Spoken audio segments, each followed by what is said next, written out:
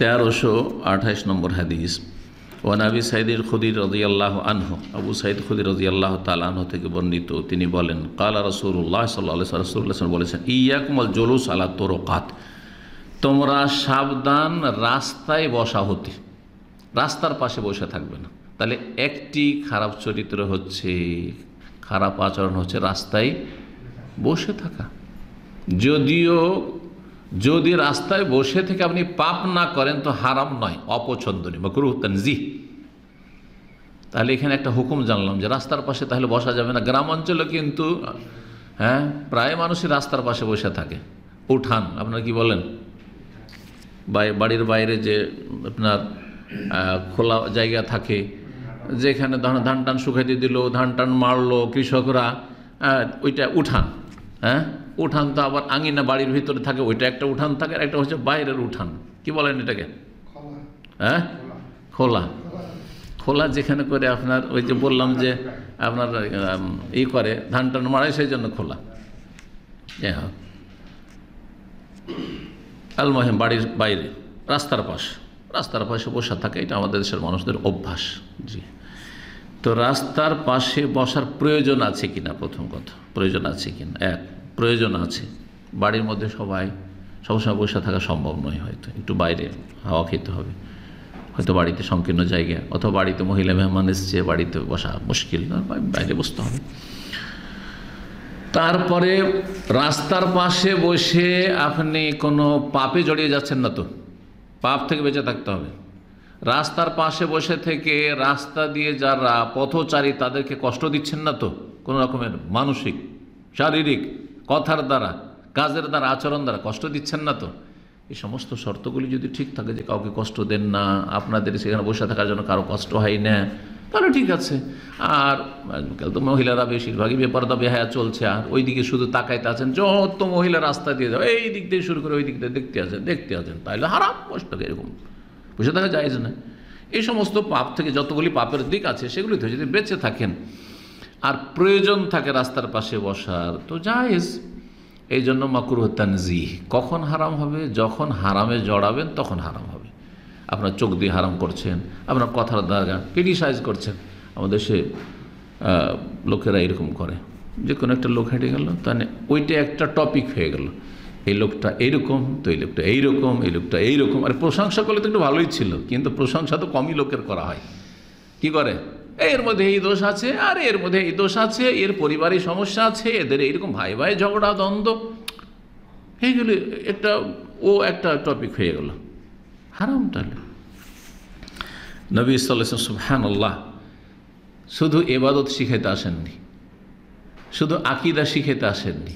যেমন আকীদা শিখিয়েছেন, তাওহীদ শিখিয়েছেন, তেমন ইবাদত বন্দেগীও শিখিয়েছেন। আল্লাহর সাথে কেমন করে সম্পর্ক মজবুত হবে, গভীর হবে, আর মানুষের সাথে, বরং আল্লাহর সৃষ্টির সাথে, যত সৃষ্টি করে তাদের সাথে কি করে সদাচরণ হবে, তাদের সাথে কি করে মানুষের পারিবারিক, সামাজিক আর বিভিন্ন স্তরে যে সম্পর্কগুলি রয়েছে সেগুলি কি করে ভালো থাকবে, সব শিখিয়েছেন।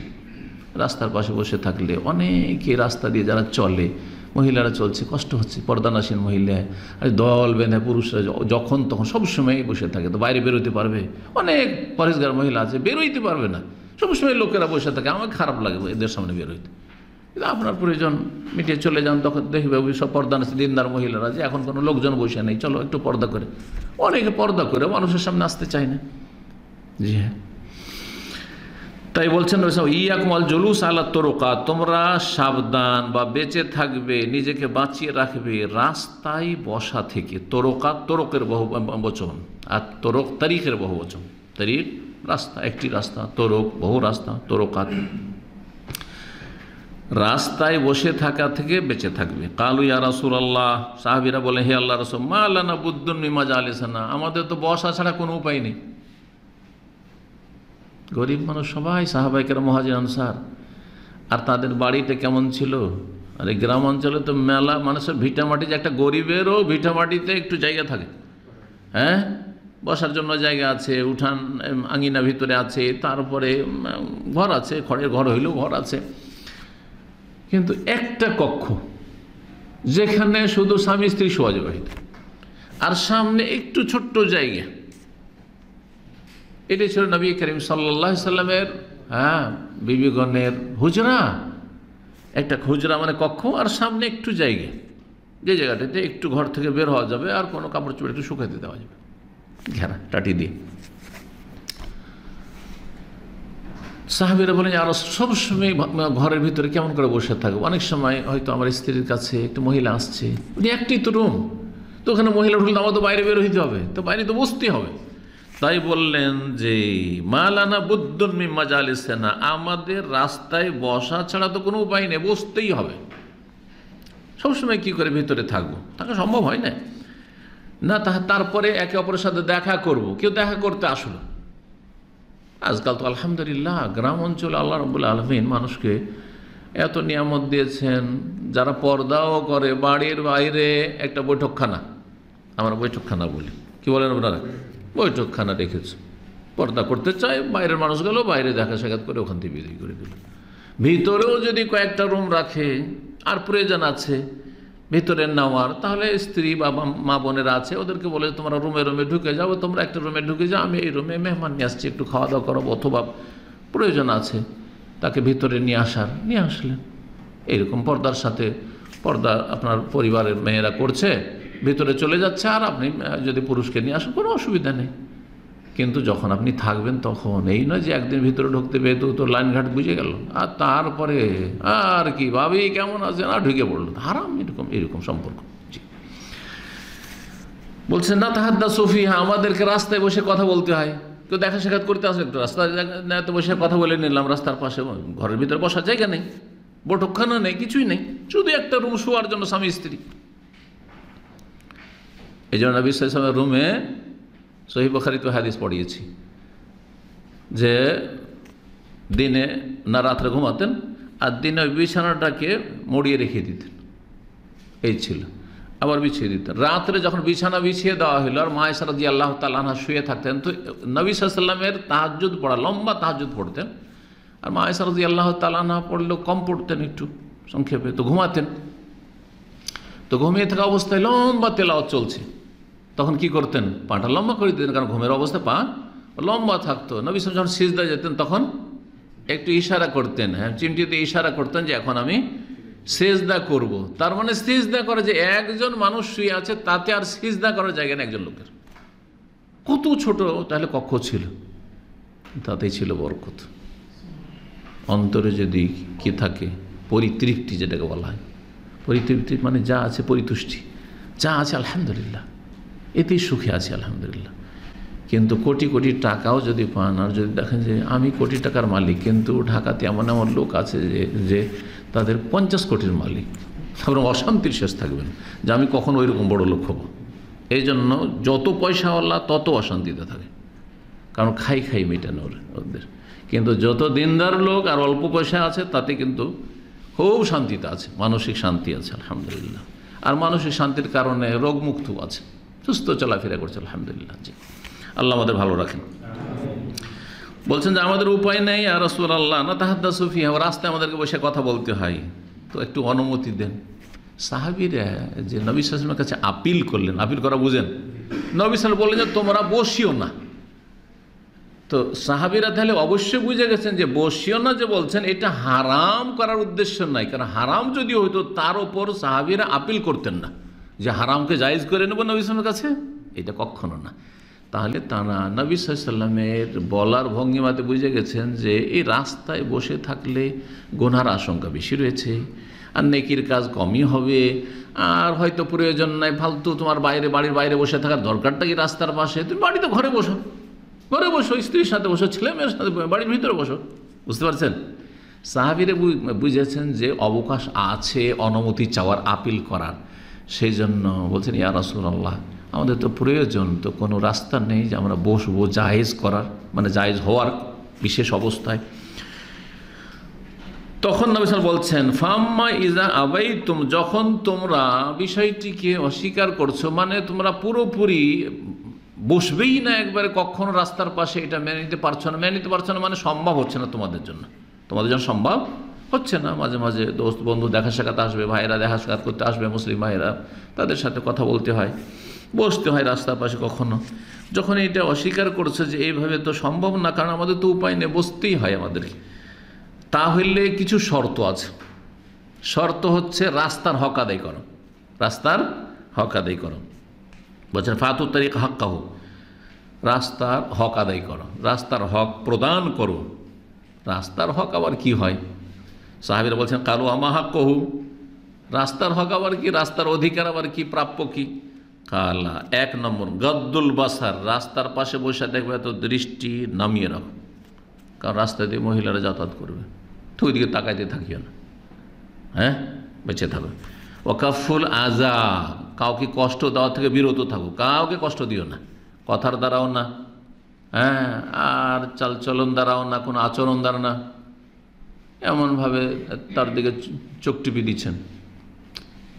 অনেক সময় এরকম করে উপহাস করা হয় না, না করবেন না। তার বিষয়বস্তু বানিয়ে আর গীবত করে দিলেন, না, হারাম। তাকাইতে থাকছেন, কার মেয়ে গেল রে, হ্যাঁ, কার স্ত্রী গেল রে, কার মা খালা কে গেল, কোন মহিলা গেল, এটা আপনার চিনার দরকারটা কি? চিন্তা, ফিতনায় পড়তে যাবেন আপনি। ওয়ারাদ্দুস সালাম, এবং সালামের জবাব দিবে। তাহলে রাস্তার পাশে বসে থাকলে সালাম দিবে মানুষ, পথচারীরা, তো সালামের জবাব দিতে হবে। সালামের জবাব দেওয়া ওয়াজিব, গুনাহ হবে না হলে, সালাম দেওয়া সুন্নাত, কিন্তু সালামের জবাব দেওয়া ওয়াজিব। ওয়াল আমরু বিল মারুফ, ভালো কাজের উপদেশ। রাস্তায় যখন বসে থাকবে দেখবে যে মেলা হয়তো উল্টোপাল্টা কাজ হচ্ছে, বা একটা ভালো কাজ হওয়া উচিত, ভালো কাজ হচ্ছে না, কাউকে ভালো কাজের হুকুম করবে। অন্যায় আল মুনকার, অন্যায় কাজে বাধা দিতে হবে। রাস্তায় অন্যায় হচ্ছে, দুজনে তর্ক করছে, মারামারি করছে, তাহলে মারামারি ছাড়াইতে হবে, হ্যাঁ, মারতে দিতে হবে না, জুলুম করতে দিতে হবে না, এগুলো করতে হবে। আর বাড়ির ভিতরে বসে থাকলে তুমি বেঁচে গেলে সব থেকে। তাহলে এই ধরনের যেসব প্রয়োজন রয়েছে কল্যাণমূলক কাজে রাস্তার পাশে বসে থাকলে সেগুলো অবশ্যই করতে হবে। এগুলোতে শুধু সীমিত নয়, এরকম আরও কোনো প্রয়োজন পড়তে পারে। জি, মুত্তাফাকুন আলাইহি, বুখারী মুসলিমের হাদিস। জি,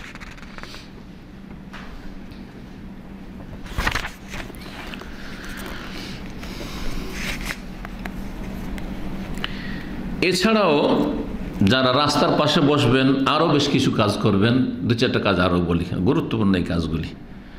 রাস্তার পাশে বসে থাকলে অনেক মানুষ আসে যারা রাস্তা চেনে না, এসে জিজ্ঞাসা করছে যে ভাই অমুকের বাড়ি কোথায়, বলতে হবে না, হবে না? জানে না, বলছে জানি না, চলবে? হ্যাঁ, তুমি খুঁজে নাও, গুনাহ হবে। রাস্তা দেখাইতে হবে আপনাকে, ইরশাদুস সাবিল, রাস্তা দেখাইতে হবে। আজকাল গাড়ির ক্ষেত্রে একটু ভুলের কারণে কোথা থেকে কোথায় চলে যেতে হবে, যাবে বেচারা খবর, এদিক দিয়ে রাস্তা দেন, সোজা এই রাস্তাতে চলে যেতে, যদি বলছে এদিকে দেখিয়ে দে, কোথায় কোথায় গিয়ে ফেঁসে যাবে, ঠিক না? তো রাস্তা দেখাইতে হবে। যদি কোনো অসহায় ব্যক্তি থাকে, রাস্তায় দেখছেন অসহায়, দুর্গতির শেষ নাই, তাহলে সাহায্য করতে হবে, সাহায্য করতে হবে। মজলুম, কারো জুলুম অত্যাচার হচ্ছে, মারধর হচ্ছে, মারতে দিতে হবে না, জুলুম থেকে রক্ষা করতে হবে। এইরকমই কারো কাছে বোঝা আছে, এমন বোঝা যে বোঝা উঠাইতে পারে না তার বাহনের ওপর, তাহলে বোঝাগুলো উঠিয়ে দিতে হবে, ইত্যাদি ইত্যাদি। রাস্তার পাশে বসতে কেন নিষেধ করা হয়েছে? রহস্য কি? রহস্য হচ্ছে ফিতনা থেকে যেন বেঁচে থাকতে পারেন। ফিতনার আশঙ্কা, বিভিন্ন ফিতনা হইতে পারে, বিভিন্ন পাপে মানুষ জড়িয়ে যেতে পারে, জবানের পাপ হইতে পারে, অথবা চোখের পাপ। চোখের পাপ স্বাভাবিক, কারণ মানুষের আল্লাহ রাব্বুল আলামিন পুরুষের নারীর দিকে একটা আকর্ষণ দিয়েছে। যতই ভালো মানুষ হন, যতই স্ত্রী থাক না কেন, কম আর বেশি আকর্ষণ আছে। কিছু যদি না হয় তো একবার একটা মহিলা যাচ্ছে, অন্তরে তো আসলে একটা মহিলা যাচ্ছে। বাড়ির ভিতরে থাকলে অন্তর সাফ, বাড়ির ভিতরে আলহামদুলিল্লাহ আপনার হুর আছে, আপনার স্ত্রী আছে, ওই নিয়ে ব্যস্ত আছেন আপনি। কিন্তু বাইরে বসে থাকলে তখন ওই তুলনা শুরু হবে যে, আর যদি মহিলা যদি চেহারা খোলা থাকে, আপনার স্ত্রীর চাইতে যদি সুন্দরী হয়, তাহলে আপনার অন্তর কখনো কেড়ে নিতে পারে, ফিতনায় পড়ে যেতে পারে না। জি, যেমন পুরুষদের আকর্ষণ আছে মহিলাদের, তো মহিলাদেরও পুরুষদের আকর্ষণ আছে, তাদেরও আকর্ষণ আছে, সেও ফিতনায় পড়তে পারে। স্মার্ট একটা যুবক ছেলে বসে আছে রাস্তার পাশে, ওকে দেখে একটা ছেলে পাগল, মানে একটা মেয়ে পাগল হয় না? আরে কত মেয়ে পাগল হয়ে যাচ্ছে, ও মেয়েই পাগল, ছেলে অত পাগল না যত মেয়ে পাগল। কখনো কখনো এরকম ঘটে যায়। জি, এগুলো থেকে বাঁচিয়ে রাখার জন্য। তারপরে আল্লাহর হক নষ্ট না হয়, মানুষের হক নষ্ট না হয়, মানুষের হক আদায় করা হয়। জি, কিন্তু বাড়িতে বসে থাকলে এইসব ঝামেলা ছেড়ে না, বাড়ির ভিতরে আছেন। তারপরে যত বাইরে যাবেন তত ঝামেলা, ভিতরে থাকলে নিরাপদ। আজকাল ফিতনার যুগে দেখেন গ্রাম অঞ্চল শহর চাইতে ভালো। জি, এই যত বিক্ষোভ আর মারামারি আর এই জ্বালাও পোড়াও আর অবরোধ করো, এগুলো শহরে বেশি। গ্রামের লোকেরা সাদা সিধা খাই দায় ব্যাস। জি, যদিও গ্রামগুলিও আজকাল মানে গ্রামেও ফিতনা শুরু হয়েছে, খুব ফিতনা। গ্রামে এমন এমন কিছু রোগ রয়েছে, ফিতনা রয়েছে, যেগুলি অনেকে শহরে থেকে বেঁচে থাকতে পারছে। গ্রামে দিন শিখার কোনো ব্যবস্থা নেই, শহরে হয়তো দিন শিখার দিন চর্চা আছে, আলেমদেরকে পাচ্ছে, সেখানে শিখতে পারছে, দার্সে বসতে পারছে। যদি এগুলো থাকে তো ভালো।